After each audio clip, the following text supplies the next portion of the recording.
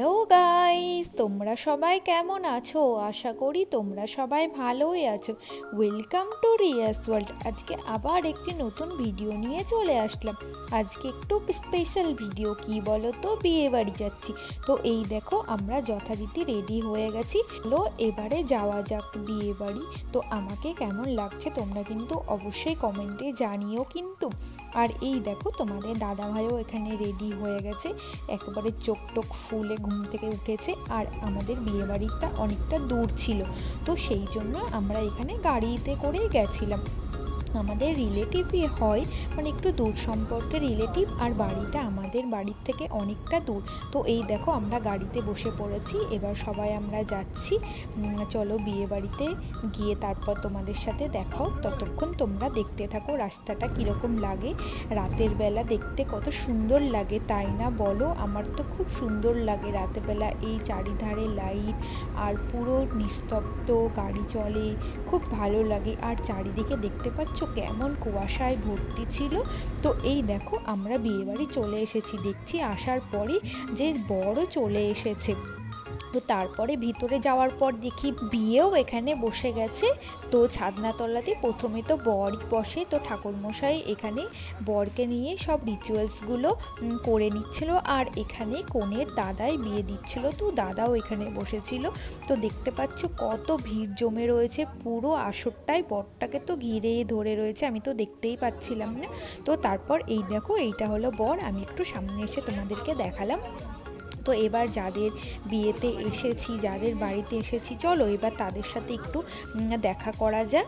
আর আমরা এই দেখো এরপর চলে গেলাম ভিতরে। এই যেই দিদিটার বিয়ে ছিল, আর ওইটা হচ্ছে একটা দিদিভাই, যে দিদির বাড়ি আমরা এসেছিলাম সেই দিদিভাই।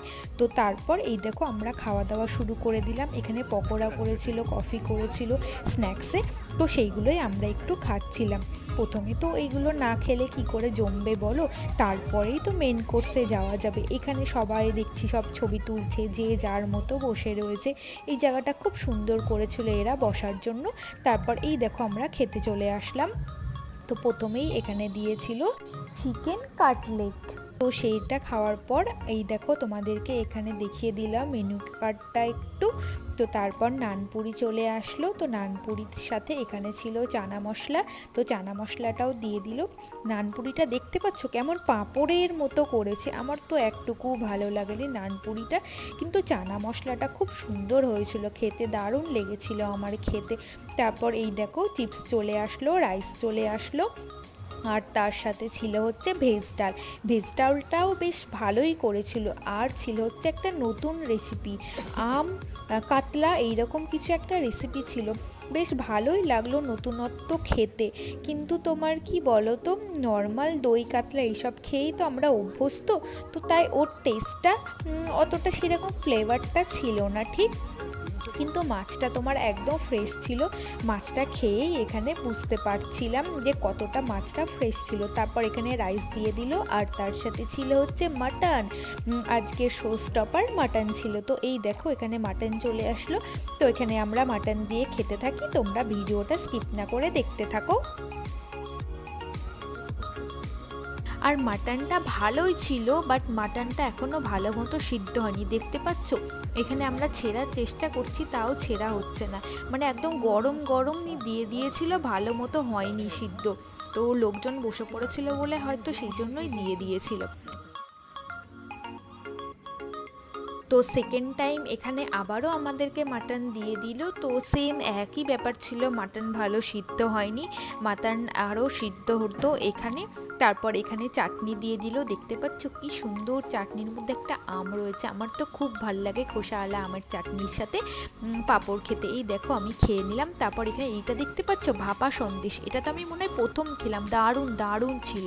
তোমরা কি কেউ কখনো এইরকম ভাপা সন্দেশ খেয়েছো? বলবে তো তোমাদের কেমন লেগেছে, আর অবশ্যই কমেন্টে জানিও কিন্তু। আর তার সাথে এখানে ছিল নলেন গুড়ের একটা করে রসগোল্লা, আর গোলাপ জামুন দিয়েছিল। আমি গোলাপ জামুনটা নিইনি, তোমাদের দাদাভাই গোলাপ জামুনটাই নিয়েছিল। ওর খুব ভালো লাগে মিষ্টি খেতে, তো ও মিষ্টি খায়। আর এই দেখো এই পুচকুটা এখানে আইসক্রিমের জন্য কান্না করছিল।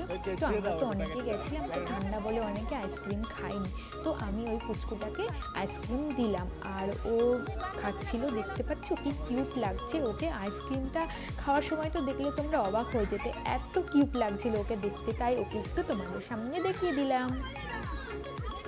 তো আজকের ভিডিওটা এই পর্যন্ত। ওই ভিডিওটি যদি ভালো লেগে থাকে অবশ্যই লাইক, কমেন্ট, শেয়ার আর সাবস্ক্রাইব করতে ভুলবে না কিন্তু। আমার চ্যানেলে যে সকল নতুন বন্ধুরা এখনও চ্যানেলটিকে সাবস্ক্রাইব করনি, অবশ্যই চ্যানেলটিকে সাবস্ক্রাইব করে আমার পাশে থেকো। আবারও একটি নতুন ভিডিওর সাথে দেখা হবে, ততক্ষণ সবাই ভালো থেকো, সুস্থ থেকো, টাটা।